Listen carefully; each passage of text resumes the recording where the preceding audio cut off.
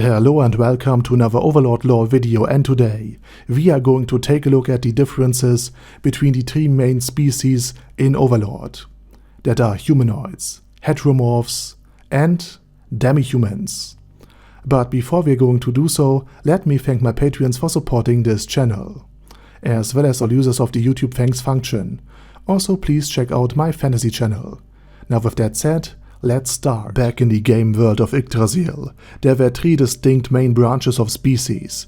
The first were the humanoids, so basically humans, elves, dwarves, and the halflings, so half-elves, half-dwarves, and whatever you call a combination between elves and dwarves. And all humanoids have one thing in common: they can't have species-specific classes, and they must spend all of their skill points into job classes.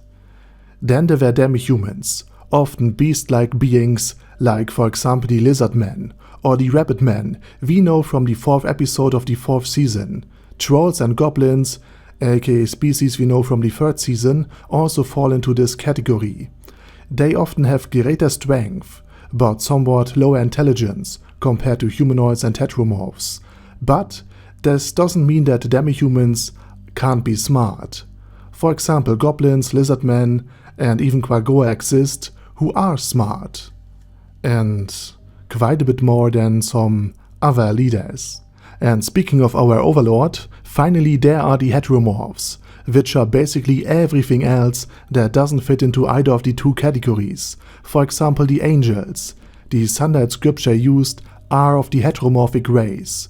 By the way, hetero means just different, other, and in this context not uniform.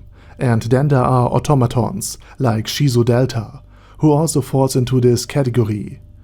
Demons like Demiurge or his evil lords also fit into this category as well, along with the undead, such as our own beloved Overlord Einsulgon.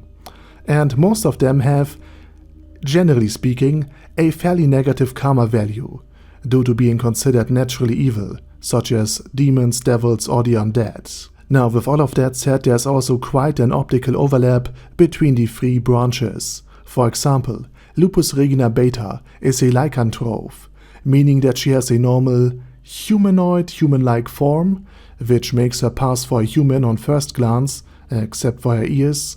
But hey, she can always claim that she was cursed or, from my perspective, blessed with them. But she also has a second form, which is that of a great wolf, which would give the impression of being a beastman initially. So the three main families of species are biologically distinct, but it is sometimes hard to tell them apart via looks alone. This goes double for the greater doppelganger, such as Pandora's Actor or Naberal Gamma, hence why the battlemate can pass as human and not just as a humanoid.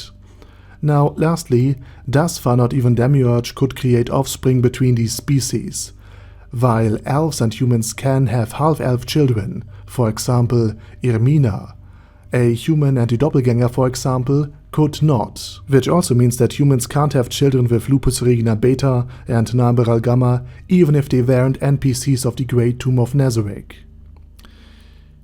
I know, quite sad. Another example of this would be the goblins and Enri can't have children together, so we are definitely not in the Goblin Slayer universe here. So my point I'm trying to make here is that Overlord has not only literally hundreds of different species in it, but there's also a very complex biological distinction between the three main branches all of them fall into. Now lastly, it is possible for species to change their order. For example, a human could become a heteromorph if the right conditions are met, or an undead could become human again, although it would take significant effort and some fairly rare item. And with that said, I say thank you very much for watching, and special thanks to all of my patrons for supporting this channel. Anyway, have a nice day, and I hope to see you all again soon on my next video.